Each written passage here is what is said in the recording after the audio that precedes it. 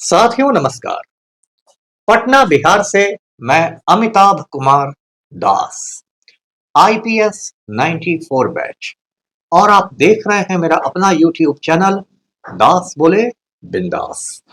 क्योंकि जब बुजदिलों ने मुंह में दही जमा लिया हो तो दास का बिंदास बोलना जरूरी हो जाता है। साथियों, भारत सरकार के नालायक मंत्री जीतन राम मांझी ने कबूल लिया है कि उन्होंने वोट चोरी करवाई है। इस कबूलनामे के बाद जीतन राम मांझी की बर्खास्तगी और गिरफ्तारी दोनों होनी चाहिए। ये बहुत रोचक और ज्ञानवर्धक वीडियो है, इसे आखिर तक दिल थाम कर देखिए। साथियों, कहानी शुरू से शुरू करते हैं। जीतन राम मांझी बिहार का एक बड़ा दलित नेता है। दलित यानी वो शेड्यूल्ड कास्ट से आता है, अनुसूचित जाति का आता है। जीतन राम मांझी थोड़े समय के लिए बिहार का मुख्यमंत्री भी रहा है, वजीर आला भी रहा है, और आजकल ये भारत सरकार में मिनिस्टर है, मोदी कैबिनेट में मंत्री है। जीतन राम मांझी की एक छोटी सी क्षेत्रीय पार्टी है, रीजनल पार्टी है, जिसका नाम है हिंदुस्तान अवामी मोर्चा। संक्षेप में इसे हम कहते हैं, HAM, हम। अब जीतन राम मांझी का एक वीडियो कल सुबह से ही सोशल मीडिया पर वायरल हो गया है। वीडियो में जीतन राम मांझी एक कार्यक्रम में, एक प्रोग्राम में भाषण देते हुए दिखाई दे रहा है। ये भाषण वो मगही भाषा में दे रहा है। मगही जबान जो है वो बिहार की एक क्षेत्रीय भाषा है। अब इस भाषण में जीतन राम मांझी ने जो कुछ कहा वो बहुत चौंकाने वाली बात है। मांझी ने 2020 के बिहार चुनावों का जिक्र किया और कहा कि 2020 में जो चुनाव हुए थे उसमें गया जिले की एक टेकारी सीट है, वहां मांझी का उम्मीदवार अनिल कुमार 2700 वोटों से हार रहा था। तो अनिल कुमार ने मांझी को फोन लगा दिया कि मैं हार रहा हूं, आप कुछ कीजिए। तो मांझी ने गया के डीएम से बात की। कोई अभिषेक सिंह था उस समय गया का डिस्ट्रिक्ट मजिस्ट्रेट। और इस अभिषेक सिंह ने क्या किया कि हारते हुए अनिल कुमार को बेईमानी करके चुनाव जिता दिया। अब ये जीतन राम मांझी कल के भाषण में बोल रहा है कि देखिए, इस बार 2025 में ये अनिल कुमार 1600 वोटों से हार गया। इस बार भी मैं उसको जिता देता, लेकिन वो तो मैदान छोड़ के भाग गया। मुझसे उसने संपर्क ही नहीं किया, कांटेक्ट ही नहीं किया। जब से ये वीडियो वायरल हुआ है तब से समझिए एक राजनीतिक भूकंप आ गया है, सियासी जलजला। क्योंकि जो वोट चोरी की बात अब तक विपक्षी पार्टियां कर रही थी, अपोजिशन कर रहा था, उस पर भारत सरकार ने मोहर लगा दी है कि हाँ, वोट चोरी होती है। साथियों, आप जानते हैं पिछले 1-2 बरस में हिंदुस्तान में वोट चोरी का जो मामला है बहुत ज्यादा गर्म हो गया है। राहुल गांधी ने तो नारा ही दे दिया है, वोट चोर गद्दी छोड़। अभी 14 दिसंबर जो बीता है, दिल्ली के रामलीला मैदान में कांग्रेस की बहुत बड़ी रैली हुई थी, जिस रैली को राहुल गांधी ने एड्रेस किया, प्रियंका गांधी ने संबोधित किया, मल्लिकार्जुन खड़गे आके बोले, और उसमें भी राहुल गांधी ने इलेक्शन कमीशन को चेतावनी दी, निर्वाचन आयोग को, कि वोट चोरी बंद कीजिए।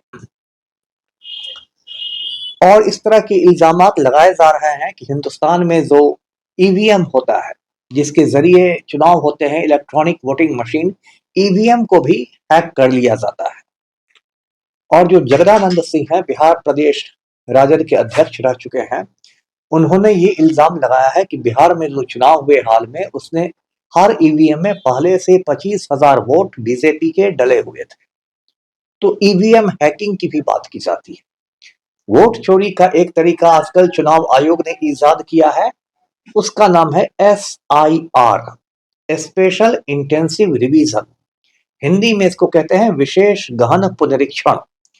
चुनाव आयोग ने SIR के तहत बिहार चुनाव के पहले 65 लाख मतदाताओं के नाम वोटर्स लिस्ट से काट दिए थे।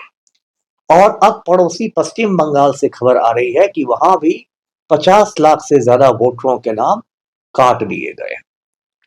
ये SIR बिल्कुल एक खूनी खेल होता है और इसको जो BLO लोग करते हैं, ब्लॉक बूथ लेवल ऑफिसर्स, इन BLO लोगों पर गलत काम करने का इतना प्रेशर रहता है कि बहुत सारे BLO खुदकशी कर लेते हैं, आत्महत्या कर लेते हैं।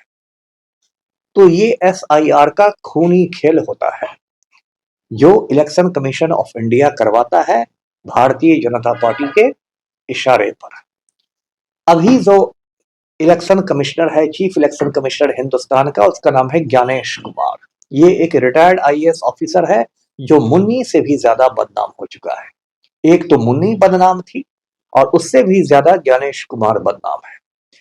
14 नवंबर को जब बिहार चुनाव के नतीजे आए और उसमें NDA की एकतरफा जीत हुई, 243 सीटों में 200 से ज्यादा सीटें NDA ने जीत ली, तो सोशल मीडिया पर लोगों ने लिखा कि ये जनादेश नहीं, या ये ज्ञानादेश है, यानी ये मैंडेट नहीं है, ये ज्ञानेश कुमार के मुताबिक नतीजे आए हैं।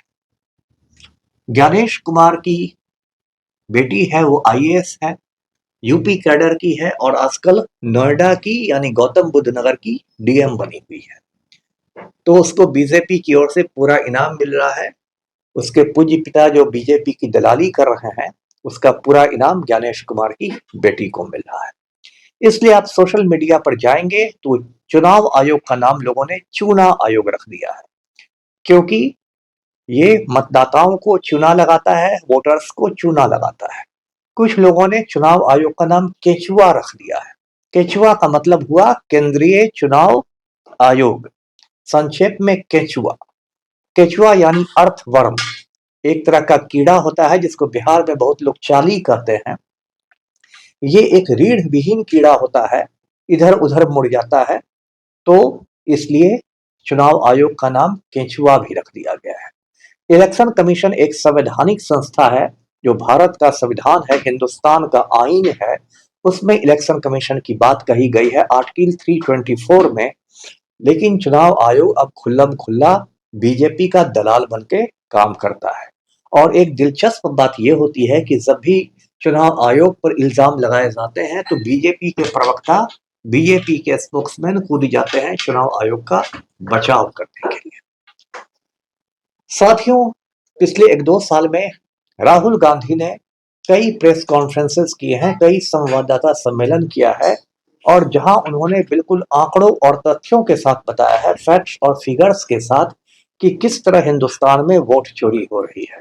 उन्होंने कर्नाटक में वोट चोरी की मिसाल दी, फिर महाराष्ट्र में वोट चोरी की मिसाल दी, हरियाणा में वोट चोरी की मिसाल दी। हरियाणा में तो राहुल गांधी ने दिखाया कि ब्राजील की एक मॉडल, ब्राजील दक्षिण अमेरिका का देश है, 7 समंदर पार का देश है। ब्राजील की एक मॉडल है मैथियस फेरेरो। मैथियस फेरेरो ने हरियाणा की एक सीट पर 22 बार वोट डाले, कभी अनीता के नाम से, कभी सुनीता के नाम से, कभी कमला के नाम से, कभी विमला के नाम से, कभी सरस्वती के नाम से। मतलब पूरा जो लोकतंत्र है भारत का, जो हिंदुस्तान का जमहूरियत है, वो एक भद्दा मजाक बनके रह गया। लेकिन अब तक क्या होता था कि जब भी विपक्षी पार्टी कहती थी वोट चोरी की बात, तो भाजपा वाले कहते थे कि अपोजिशन जो है वो हारने के बहाने ढूंढता है। अभी इस बार जो बिहार के नतीजे आए, उसके बाद तेजस्वी यादव ने कपिल सिब्बल को एक इंटरव्यू दिया था। उस इंटरव्यू में भी तेजस्वी ने कहा था कि मशीन जीत गई, जनता हार गई।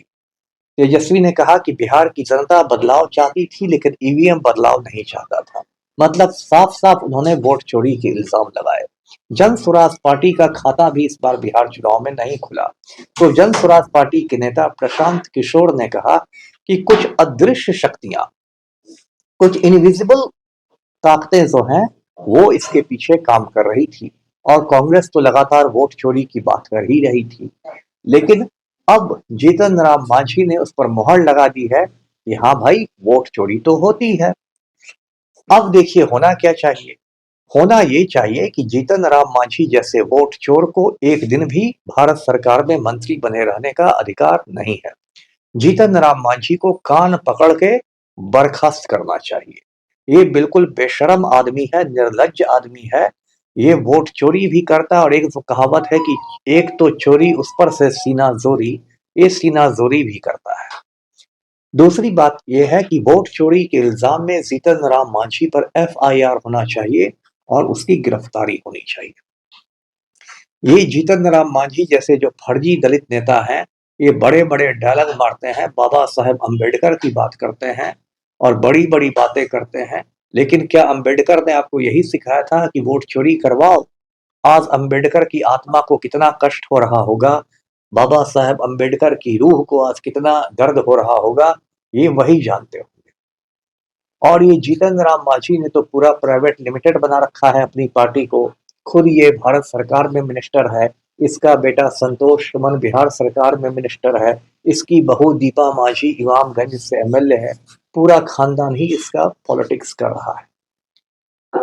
तो साथियों, ये जो कुछ हुआ है, इसके बाद मांझी ने बयान देना शुरू किया है। जब ये कंट्रोवर्सी हो गई, मामले ने तूल पकड़ लिया कि नहीं, मेरे बयान को तोड़ मरोड़ के पेश किया गया है, तो इतना बड़ा झूठ तो जीतन राम मांझी ही बोल सकता है। तो मैं चैनल के माध्यम से जीतन राम मांझी से कहता हूँ, इतना बड़ा झूठा है तुमको चुल्लू भर पानी में डूब मरना चाहिए।